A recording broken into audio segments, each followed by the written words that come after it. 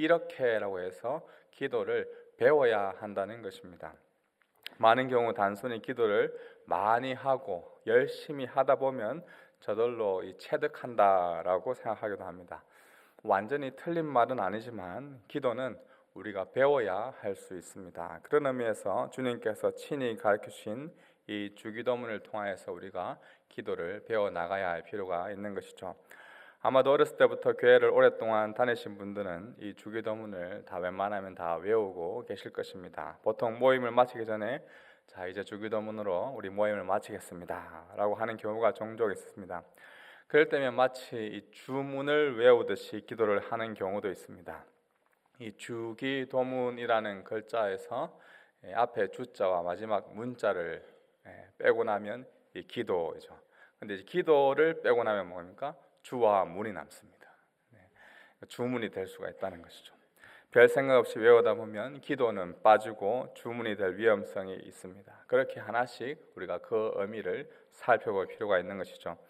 먼저 하늘에 계신 우리 아버지라는 이 짧은 구절을 함께 보겠습니다.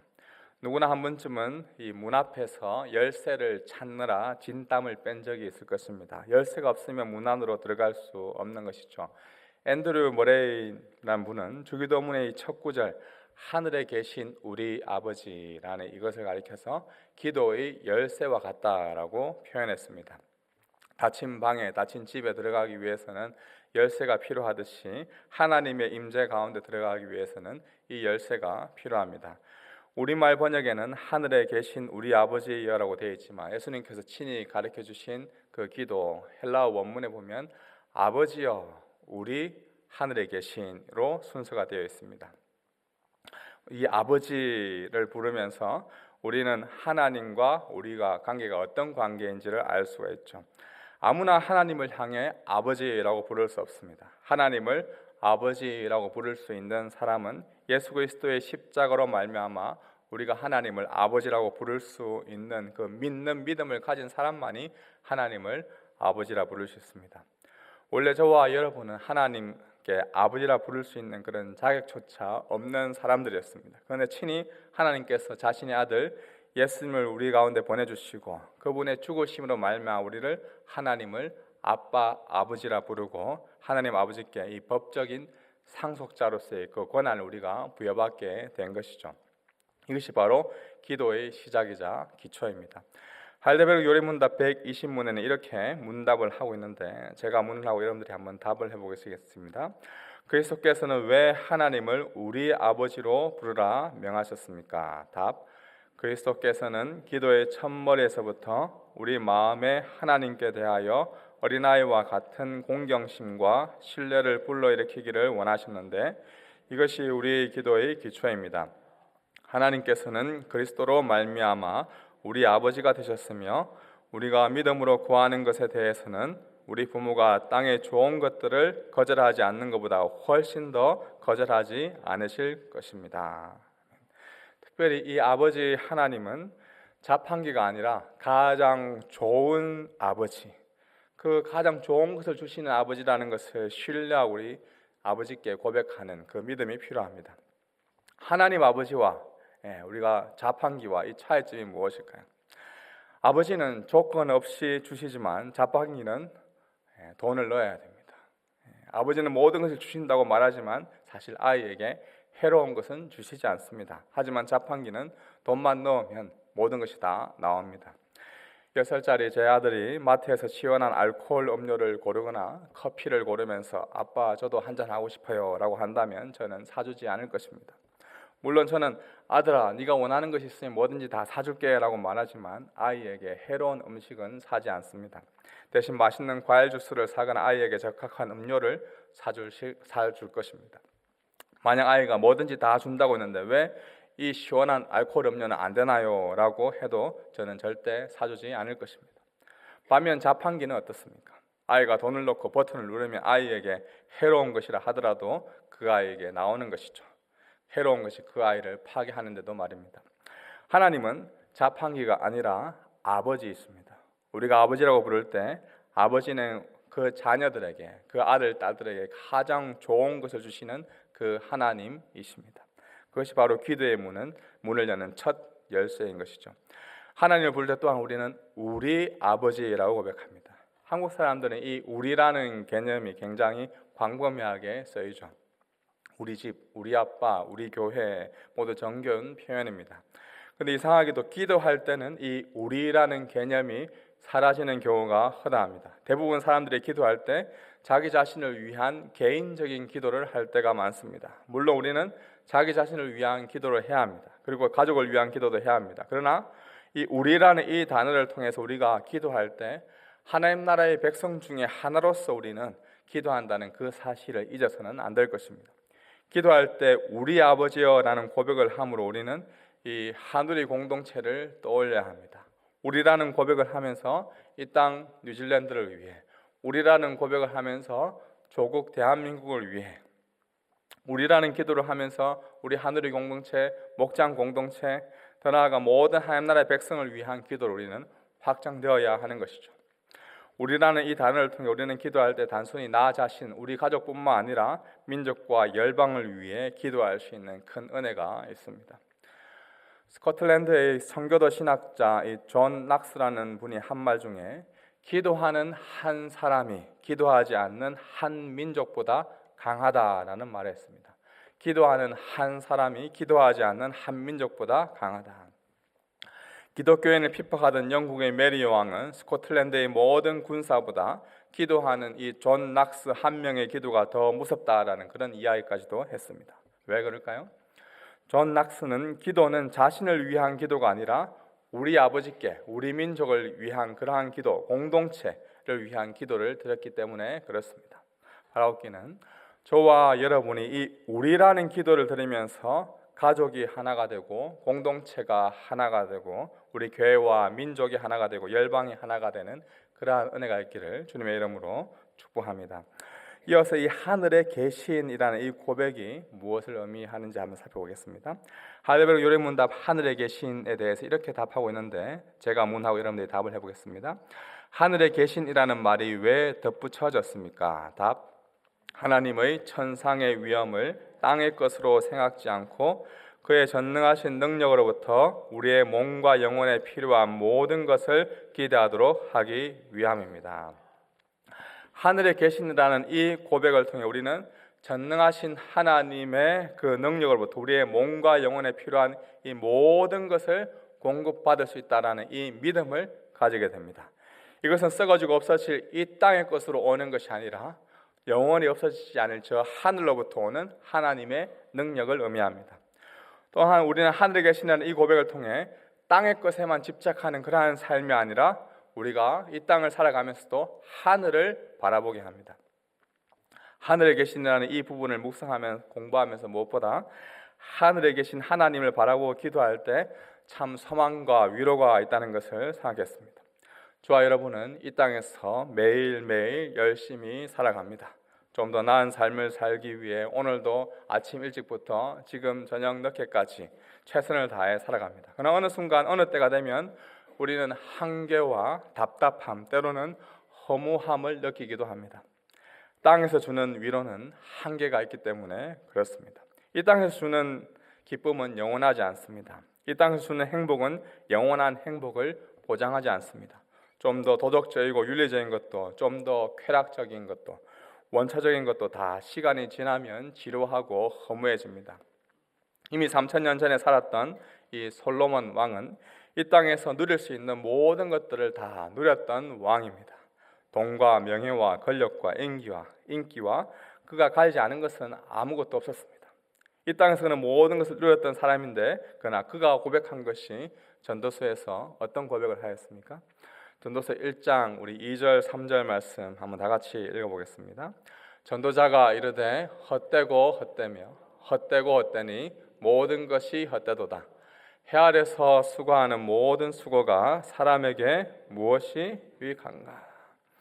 이 땅에서 주는 위로는 결국 헛되고 허무하게 됩니다. 그러나 우리는 하늘에 계신이라는 이 고백을 통해서 허무가 아닌 영원한 기쁨과 이 영원한 소망을 바라보게 합니다.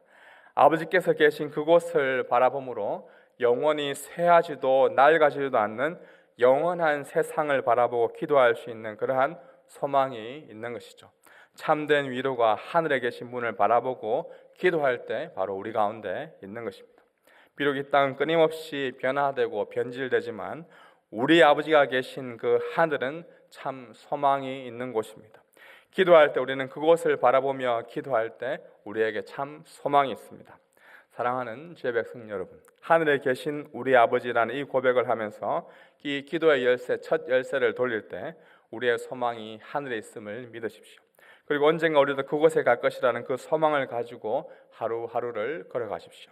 이 목적지가 있음을 알고 걸어가는 인생과 인생의 목적지가 없이 우왕좌왕하며 이 땅 가운데 갈팡질팡하며 살아가는 인생은 말 그대로 하늘과 땅 차이입니다. 하늘에 계신 우리 아버지를 보고 기도할 때 우리가 인생에서 넘어지고 실패하고 낙심하더라도 다시 우리가 돌아갈 하늘이 있구나 라는 그러한 바라볼 수 있는 그런 소망과 용기가 있습니다. 그런데 하늘에 계신 그분을 바라보지 못한다면 땅만 보고 걸어갈 때 우리에겐 절망과 허무만 있을 뿐입니다. 매일의 삶 속에서 여러 가지 아픔과 상처가 있겠지만 하늘에 계신 그분을 바라보지 못하는 절망, 목적지가 없이 끊임없이 살아가는 그러한 허무함이 우리를 가장 큰 불행에 이끈다는 것을 알고 날마다 하늘에 계신 우리 아버지여 라고 그분을 부르면서 소망 가운데 기도의 문을 여시기를 축복합니다. 이어지는 이름이 거룩히 여김을 받으시옵소서, 나라가 임하옵소서, 뜻이 하늘에 이루어진 같이 땅에서도 이루어지게 하소서라는 이 간구는 바로 하늘에 계신 그 아버지의 이름, 그분의 나라, 그분의 뜻이 이 땅 가운데 이루어지기를 간절히 바라는 내용입니다. 이 첫 번째 간구인 아버지의 이름을 거룩히 여긴다라는 것은 무슨 일을 하든지 아버지께 기쁨이 되고 영광이 되는 그러한 삶을 말하는 것입니다. 그리고 두 번째 간구는 나라가 임하옵소서, 보이지 않는 그 하나님의 나라, 하나님의 통치, 하나님의 다스림이 이 땅 가운데 내 삶 가운데 일어나기를, 내 삶을 다스려 주기를 원하는 기도입니다. 그리고 세 번째 간구인 뜻이 하늘에서 이루어진 것 같이 땅에서도 이루어지게 하소서라의 간구는 이 기도할 때 내 뜻을 구하는 것이 아니라 하나님 아버지의 뜻이 어디에 있는지 살피는 기도입니다. 우리가 기독교에서 말하는 이 기도의 본질은 나의 뜻을 하나님께 이야기해서 나의 목적을 이루는 것이 아닙니다. 오히려 우리는 기도를 통해서 하늘에 계신 그 하나님의 뜻이 어디에 있는지 우리가 받아들이는, 그 하나님의 뜻을 우리가 수용하는 그러한 연습을 하는 것이죠. 우리가 기도할 때 하나님은 다양한 방식으로 자신의 뜻을 계시하시고 우리에게 알려주십니다. 하늘은 하나님의 완전한 통치와 다스림, 그리고 하나님의 뜻이 온전히 이루어지는 곳입니다. 우리 이 땅은 하나님의 뜻이 일시적으로 좌절되어 있는 곳입니다. 그런데 어떻게 이 땅 가운데 하나님의 뜻이 이 땅에서 이루어지도록 합니까? 바로 하늘에서와 같이 땅에서도 주의 뜻이 이루어지도록 간구하는 그 기도자들의 기도를 통해서 하나님은 지금도 일하고 계십니다. 원래 하나님이 인간을 창조하였을 때 하늘과 땅 모두가 하나님의 뜻이 이루어지는 곳이었습니다. 그런데 인간의 불순종으로 말미암아 하늘에서는 하나님의 뜻이 이루어졌지만 땅에서는 하나님의 뜻이 일시적으로 좌절되고 흐트러지게 되었죠. 하늘의 뜻이 이 땅 가운데 온전히 이루어지지 않았고 자연스럽게 인간과 하나님과의 관계는 무너지고 틀어지게 되었습니다. 인간은 죄로 인해 하나님과의 관계가 깨어졌을 뿐만 아니라 또한 사람들과의 관계도 깨어졌고 자연 세계와의 관계도 깨어졌습니다. 그리고 자기 자신과의 관계도 깨어졌습니다. 그러나 하늘에서 온전히 이루어진 그 하나님의 뜻이 이 땅 가운데 이루어지도록 다시 하나님께 하나님의 뜻을 가지고 기도하며 나아갈 때 하나님께서 우리의 기도를 들어주십니다. 무엇보다 하나님은 하늘의 뜻이 온전히 이 땅 가운데 이루어질 수 있도록 당신의 아들 예수 그리스도를 우리 가운데 보내주셨습니다. 인간의 죄로 인해 깨어진 관계를 회복하시기 위해 이 땅 가운데 오신 것입니다. 예수님은 하나님의 온전한 뜻이 이루어지고 있는 그 하늘의 뜻이 이 땅 가운데 온전히 이루어지도록 어떠한 삶을 사셨습니까? 바로 자신의 삶을 온전히 하나님의 뜻에 맞추어 하나님께 드렸습니다. 그것이 바로 예수님께서 걸어가신 십자가의 길입니다. 예수님은 겟세마네 동산에서 땀이 핏방울이 될 정도로 간절하게 마지막 기도를 드렸는데 누가복음 22장 42절 말씀 다 같이 한번 읽어보겠습니다. 이르시되 아버지여 만일 아버지의 뜻이거든 이 잔을 내게서 옮기시옵소서. 그러나 내 원대로 마시옵고 아버지의 원대로 되기를 원하나이다 하시니. 아멘. 여기 나오는 이 잔은 예수 그리스도의 죽음을 의미합니다. 예수님은 처음부터 죽으시기 위해 바로 이 땅 가운데 오셨습니다.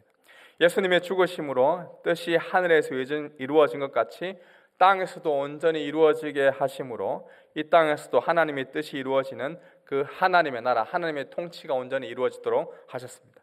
그런데 더 나아가 이러한 하나님의 뜻이 온 세상에 온전히 이루어지는 그 일을 하나님께서 그 순간 완전히 완벽하게 다 하실 수도 있었지만, 놀랍게도 하나님은 지금 하나님의 백성들을 통하여서 그 하나님의 통치를 계속해서 이어가고 계십니다. 이미 2000년 전 십자가에서 온전히 순종하신 그 예수님으로 말미암아 하나님의 나라가 이 땅 가운데 임하였습니다. 그러나 완전히 성취된 하나님의 나라는 아닙니다. 이미 임한 하나님 나라가 이 땅 가운데 완전히 성취되어 가는 그 과정 가운데 하나님은 이 땅에서 기도하는 사람들과 하늘에 계신 아버지여라고 부르는 그 기도하는 사람들과 함께 협력하여 하나님 나라의 일을 해가십니다. 하나님이 능력이 부족하거나 모자라서 하늘에서 이루어진 뜻을 이 땅 가운데 이루어가도록 우리 인간들을 사용하시는 것이 아닙니다. 오히려 하나님은 우리의 기도를 통해 엄청난 그 하나님의 일을 함께 해갈 수 있도록 우리에게 놀라운 기회를 주시는 것입니다. 그래서 우리가 기도한다는 것은 하나님의 일을 함께 협력할 수 있는 굉장히 큰 기회, 특권인 것이죠. 뜻이 하늘에서 이루어진 것 같이 땅에서도 이루어지게 하소서라고 간구하는 이 기도의 소리를 하나님께서는 들으시고 진짜 하나님의 뜻이 이 땅 가운데 이루어지도록 하나님의 일을 해가십니다. 하이델베르그 요리문답에 이렇게 기록되어 있는데 여러분들이 한번 답을 해보시기 바랍니다. 셋째 간구는 무엇입니까? 답: 뜻이 하늘에서 이룬 것 같이 땅에서도 이루어지다로 이러한 간구입니다. 우리와 모든 사람들이 자기 자신의 뜻을 버리고 전하신 주님의 뜻에 불평 없이 순종하게 하옵소서. 그리하여 각 사람이 자신의 직분과 소명을 하늘의 천사들처럼 즐거이 그리고 충성스럽게 수행하게 하옵소서. 그렇습니다. 내 뜻이 아니라 하나님의 뜻이 이 땅 가운데 이루어지는 이 기도를 하나님께 순수하게 불평 없이 순종하며 드릴 때 하나님은 우리의 기도를 사용하셔서 하나님의 일을 해가십니다. 그렇게 우리는 기도하면 할수록 이 기도자로서의 직분과 소명을 더 분명하게 인식하고 더욱더 즐겁게 그리고 충성스럽게 할 수 있는 은혜를 받게 됩니다. 밥심으로 사는 나라라는 제목의 주기도모 강의집을 낸 박영돈 교수님은 기도에 대해서 이렇게 말했습니다. 기도는 하나님의 자녀된 우리들이 하나님 아버지와 함께 세상을 통치하는 법을 배우는 것입니다. 하나님이 우리를 그분과 함께 만유를 다스릴 상속자로 미리 훈련하시는 도구인 것입니다. 하나님의 상속자라는 것을 우리가 알고 그것을 미리 훈련하도록 돕는 도구가 바로 이 기도입니다. 어떤 제국을 다스리는 한 왕이 있다라고 생각해 보십시오. 근데 자신의 제국 전체를 통치할 그 지도자를 뽑고 훈련한다고 할 때 왕에게 무엇이 가장 신경 쓰이게 될까요? 자신의 뜻이 제국 가운데 잘 통치될 수 있도록 자신의 뜻을 그들에게 잘 가르쳐서 그들이 왕의 뜻을 익숙하게 잘 따르도록 돕는 그 일들이 중요할 것입니다. 이와 마찬가지로 하나님은 그리스도인들을 그리스도와 함께 온 우주를 통치할 왕들로 저와 여러분들을 불러주셨죠. 그래서 베드로 전서 2장 9절에 이렇게 고백합니다. 그러나 너희는 택하신 족속이요 왕같은 제사장들이요 거룩한 나라요. 우리가 바로 다 왕같은 제사장들입니다. 쉽게 말해 우리는 나중에 왕으로서 온 우주를 통치하게 될 것입니다. 하나님은 미리 그 왕으로서의 사명을 수행할 수 있도록 이 땅에서 연습할 수 있도록 주신 도구가 바로 이 기도입니다. 우리는 이 기도를 통해 이 땅에서 미리 온 우주를 통치하시는 그 하나님의 아들, 하나님의 딸, 하나님의 자녀로서 여러분들이 하나님의 왕자로서 또 공주로서 그 경험을 하게 되는 것이죠. 그렇게 하늘에서의 뜻이 땅에서 이루어지게 간절히 기도하는 이 기도는 굉장히 즐겁고 귀한 일. 여러분들이 왕족으로서 귀족으로서 할 수 있는 귀한 특권이라는 것이죠. 사랑하는 주의 백성 여러분, 이 기회를 놓치지 마십시오. 주의 뜻이 하늘에서와 같이 땅에서도 이루어지기를 원하는 이 기도를 날마다 기쁘게 드리십시오. 하나님은 연약하고 부족한 저희의 부족한 입술을 통해서도 하나님의 그 원대한 구원 계획을 이루어 가기를 원하십니다. 놀라운 그 하나님의 구원 계획에 위대한 예수님의 십자가의 순종도 사용하실 뿐만 아니라 부족하고 연약한 저와 여러분의 입술도 사용하셔서 하나님의 그 구원 역사를 이루어 가십니다. 주의 그 놀랍고 위대한 일이 이 땅 가운데 속히 이루어지길 간절히 기도하는 주의 백성 되기를 주님의 이름으로 축복합니다. 아멘. 이어지는 이 주기도문은 왕같은 제사장으로서 우리가 이 땅을 실질적으로 이 땅을 삶을 살아갈 때 그러면 실적으로 필요한 것이 무엇인가? 그것을 구하는 강구입니다. 앞서 밥심으로 사는 나라를 쓴 박영돈 교수님은 이 밥을 구하는 것이 기도의 주기도문의 중심이다라고 보았습니다. 우리에게 꼭 필요한 양식을 일용할 양식을 내려 주소서라고 하는 이 기도가 주기도문의 중심이라는 것이죠. 이것이 얼마나 또한 위로가 됩니까? 기도를 우리가 오해하게 되면 이 기도라는 것을 오해하게 되면 자칫하면 양극단에 우리가 빠지게 됩니다. 한쪽 극단은 기도를 마치 자판기의 동전처럼 취급합니다. 무엇을 구하든지 우리가 정성을 다해 구하면 무조건 응답받는다라고 생각합니다. 5달러 정도의 음료수를 구한다고 하면 5달러만큼 기도하고 10달러 정도의 음료수라면 10달러 정도를 기도해야 된다라고 생각하는 것이죠. 아직 기도의 응답을 받지 못했다면 우리의 믿음과 정성이 부족했다라고 생각하는 것입니다. 10달러의 음료수인데 아직 5달러밖에 넣었지 않았기 때문에 작동하지 않았다라고 보는 것이죠. 또 다른 반대의 한쪽 극단은 기도를 일종의 큰 사명으로 취급합니다. 밥과 같이 우리의 일상에서 필요한 것을 구하는 것은 굉장히 저급한, 저속한 기도다라고 생각하고 세계 선교나 열방을 향한 평화를 위한 기도나 하나님의 영광을 위한 기도만을 구해야만 한다라고 생각합니다. 그렇지 않으면 우리의 기도가 복을 구하는 기복적인 기도밖에 될 수 없다라고 주장하는 것이죠. 이 양극단의 이면에는 모두 하나님에 대한 오해가 숨어 있습니다. 기도를 자판기의 동전처럼 취급하는 오해의 이면에는 하나님을 굉장히 자판기처럼 우리가 해야 준다라는 그런 오해가 있습니다. 우리에게 무엇이 좋은지 어떤 것이 좋은지 전혀 판단하지 않으시는 우리의 기도의 양만 채우면 무조건 준다는 그런 하나님을 오해하는 것이죠. 또한 기도를 우리의 오직 사명으로 보는 그런 극단 이면에는 하나님이 우리의 일상생활, 우리의 삶에는 전혀 관심이 없으시고 그저 하나님의 원대한 사명만을 하기를 바라는 분으로 오해하는 그러한 경우가 있습니다. 양편 모두 하나님을 사랑의 하나님, 주권자이고 선하신 하나님, 가장 좋은 것을 베풀기로 하시는 그 하나님을 보지 않았기 때문에 이렇게 생기는 오해인 것입니다. 하나님은 그런 분이 아니십니다. 하나님은 가장 선하신 분이십니다. 네 번째 강구에서 한번 보겠습니다. 주기도문 네 번째 강구 우리 여러분들이 같이 읽어주십시오. 네 번째 강구는 무엇입니까? 답: 오늘날 우리에게 일용할 양식을 주옵소서라는 강구입니다. 우리의 몸에 필요한 모든 것을 내려주시며 그리하여 오직 주님이 모든 좋은 것의 근원임을 깨닫게 하시고 주님이 복 주시지 않으면 우리의 염려나 노력, 심지어 주님의 선물조차도 우리에게 아무 유익이 되지 못함을 알게 하옵소서. 그럼 우리로 하여금 어떤 피조물도 의지하지 않고 오직 주님만 신뢰하게 하옵소서. 오늘날 우리에게 일용할 양식을 주옵소서라는 이 기도를 통하여서 모든 것을 주시고 공급하시는 그 하나님을 우리는 신뢰하고 바라볼 수 있습니다. 무엇이든 여러분들의 필요를 구하십시오. 이어지는 이 다섯 번째 기도는 우리의 죄를 용서해 달라는 기도입니다. 어떻게 보면 이 기도는 갑자기 이 기도의 흐름상 자연스럽지 않은 것처럼 느껴질 수 있습니다.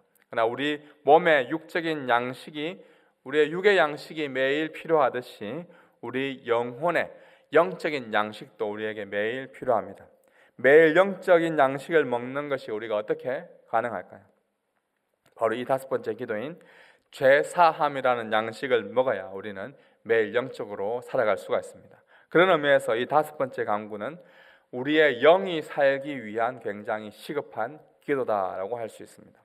이 죄의 성경 원어적 의미는 빚입니다. 예수님은 저와 여러분이 죄인, 즉 이 빚진 자다, 채무자라는 그 사실을 전제로 이러한 기도를 간구하라라고 하십니다. 우리 모두는 다 빚진 자, 채무자입니다. 이 땅에서 두 종류의 사람이 있는데 바로 자기가 빚진 자인 줄 알고 살아가는 그러한 채무자와 자에게는 빚이 없다라고 생각하고 살아가는 채무자, 두 종류의 사람이 있는 것이죠.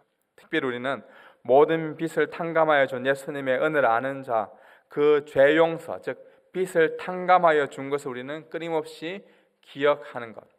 예수님이 십자가에서 다 이루었다고 고백하는 것을 우리는 믿는 사람들입니다. 예수님께서 십자가에서 하신 언어를 가리켜서 가상칠언이라고 하는데, 여섯 번째 예수님께서 하셨던 말이 이 다 이루었다, 테텔레스타이라는 말씀을 하셨습니다. 고고학자들은 1세기 그리스 로마에서 이 테텔레스타이라고 적혀 있는 그 세금 영수증을 많이 발견했다고 합니다. 그는 바로 그 영수증에 빚이 완전히 청산되었거나 세금을 완벽하게 지불했을 때 이 페이가 다 되었다, paid in all이라는 뜻으로 테텔레스타이라는 말을 적었습니다. 그렇다면 예수님께서 테텔레스타이, 다 이루었다라고 외치신 것은 무엇을 의미할까요? 바로 모든 빚진 자, 모든 죄인들의 빚을 다 내가 지불했다, 다 탕감했다라고 선포하신 메시지입니다. 저와 여러분은 본성적으로 빚진 자입니다. 이것을 우리는 죄인이라고 표현하죠. 우리가 빚을 질 행동을 해서가 아니라 태어날 때부터 이미 우리는 빚진 자로 태어났습니다. 우리의 행동으로 우리가 빚을 지은 것이 아니라 우리는 이미 우리의 스테이트, 우리의 상태가 빚진 자로 태어난 것이죠. 우리의 존재가 빚진 자입니다. 하나님의 영원한 진노와 영원한 저주의 그 빚에서 자유로울 수 있는 사람은 아무도 없습니다. 시간이 지나면 지날수록 하나님의 저주와 진노의 빚은 더 커져만 갑니다. 그러나 하나님은 우리의 이러한 상태, 빚진 자의 상태를 아시고 하나님께 받아야 할 모든 진노를 자신의 아들에게 십자가에서 온전히 다 쏘아 부었습니다. 도저히 이해할 수 없는 그러한 일이 일어나게 된 것이죠. 마태복음 18장에 나오는 1만 달란트의 빚진 자의 빚은 도저히 한 사람이 갚을 수 있는 금액이 아닙니다. 그런데 하나님은 이러한 빚을 친히 갚을 필요가 없다라고 말씀하시기 위하여 자신의 아들을 우리 위에 내어놓으셨습니다. 그리고 예수님이 다 이루었다, 테텔레스타이라고 외치며 모든 저주와 진노의 빚을 다 지시고 십자가에 못 박혀 돌아가셨습니다. 그것이 바로 예수님의 십자가 사랑, 십자가 은혜입니다. 이 사랑을 아는 자는 바로 이 복음의 빚진 자로서 늘 우리의 죄를 용서해 주소서라고 간구하는 것이죠.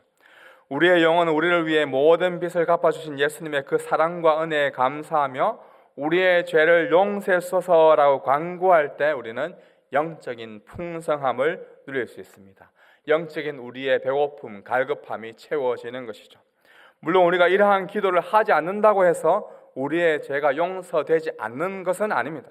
이미 우리가 이러한 간구를 드리기 전에 2000년 전 이미 예수님께서는 테텔레스타이, 다 이루었다, 내가 다 지불했다라고 말씀하셨습니다. 그러나 예수님이 지불하신 이 빚을 청산을 우리의 입술로 고백함을 통하여서 우리는 다시 그 예수님의 은혜에 감사하게 되고 우리가 더 예수님과 더 친밀한 영적인 교제, 더 친밀한 영적 충만의 은혜들을 누리게 되는 것이죠. 우리의 죄를 용서해 주소서라고 우리가 간구함으로써 예수님과 더 친밀한 영적인 관계를 누려갈 수가 있습니다. 우리의 모든 죄를, 우리의 과거의 죄와 현재의 죄와 앞으로 일어날 모든 죄를 다 지불하신 그 예수님께 우리의 죄를 용서하여 주소서라고 고백함을 통해서 우리는 그분과 더 친밀한 관계를 누릴 수 있다라는 것이죠. 우리가 결혼할 때 사랑한다라고 한번 고백하고 나서 평생 동안 사랑한다는 말을 하지 않는다는 것, 이건 있을 수 없는 일입니다. 사랑하는지 물론 알고 있지만 계속해서 사랑한다 고백하는 것이 더 친밀한 관계를 유지하는 것입니다.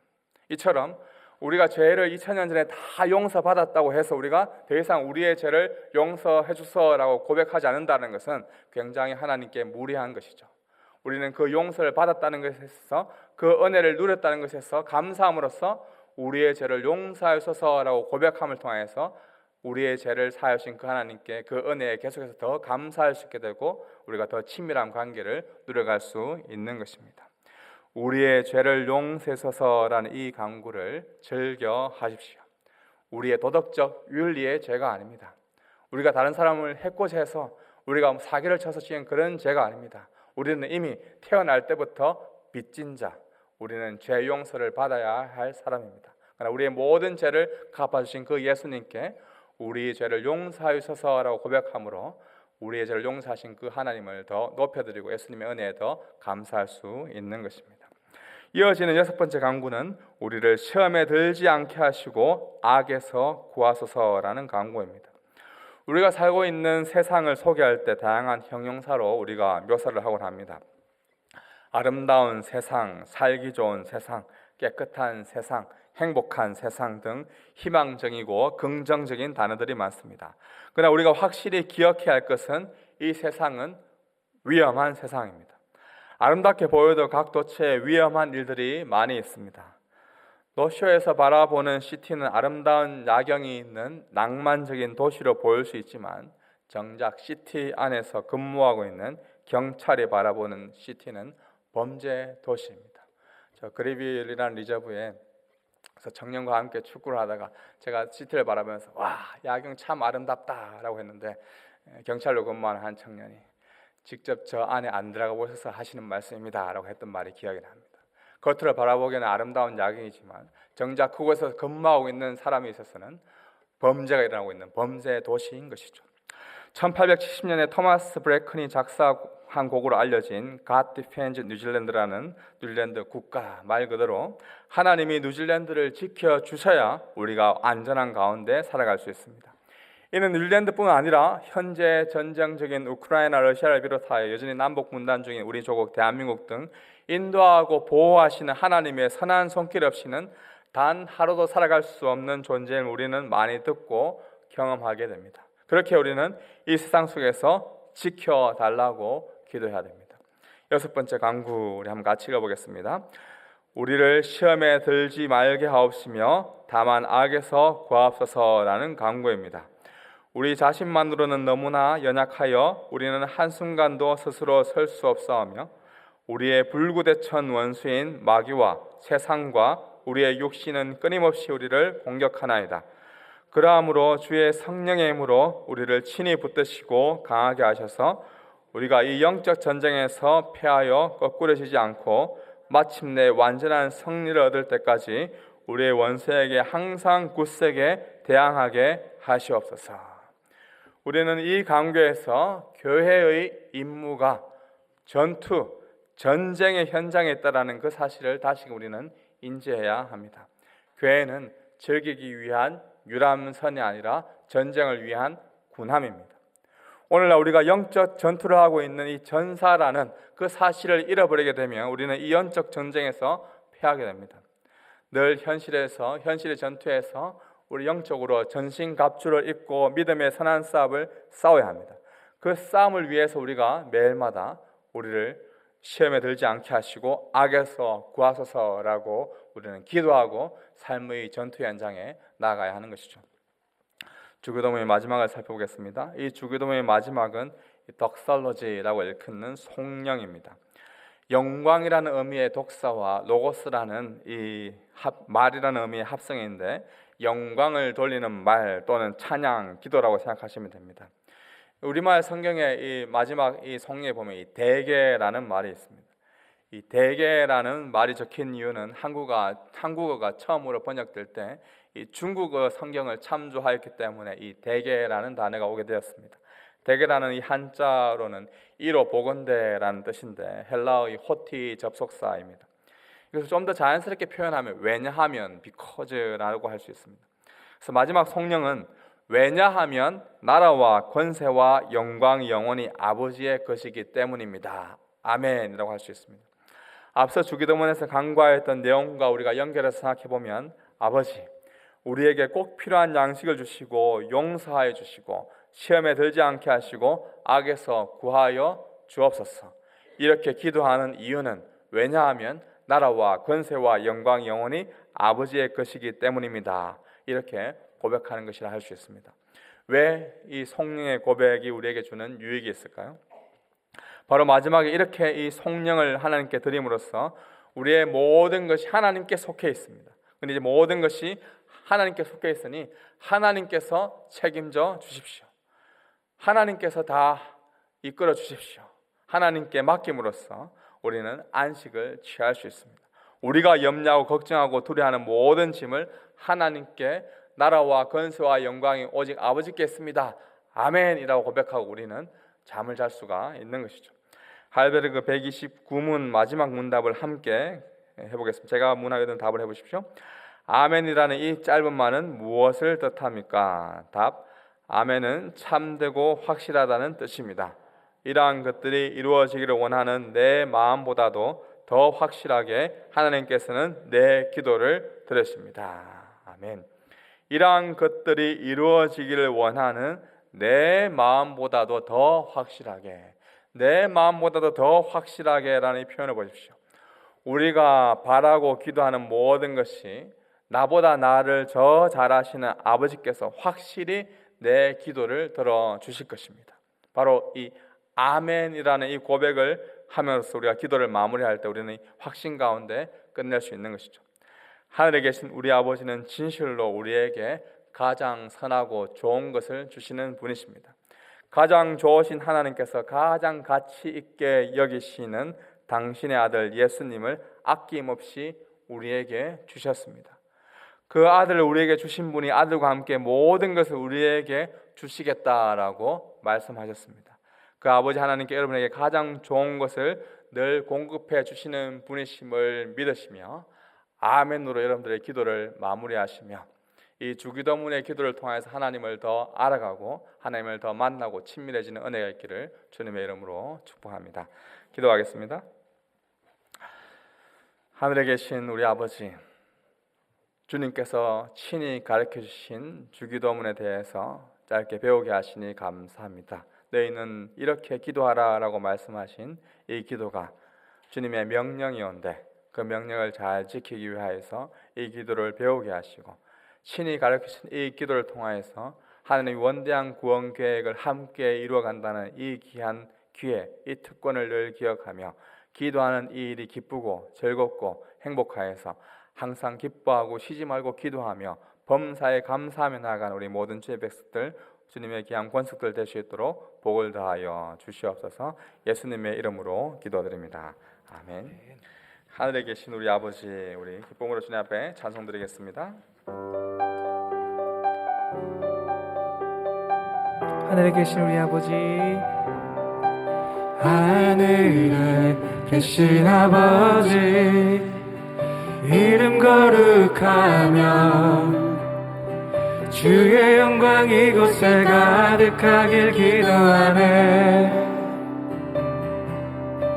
하늘에 계신 아버지, 주 이름 다 외치며 주의 영광 이곳에 가득하길 기도하네. 찬양해 찬양해 새 노래로 찬양해 새 노래로 찬양해 새 노래로 주님께 주님의 나라 주님의 나라 주님의 뜻이 이 하늘에 이루어지듯이 모든 선포에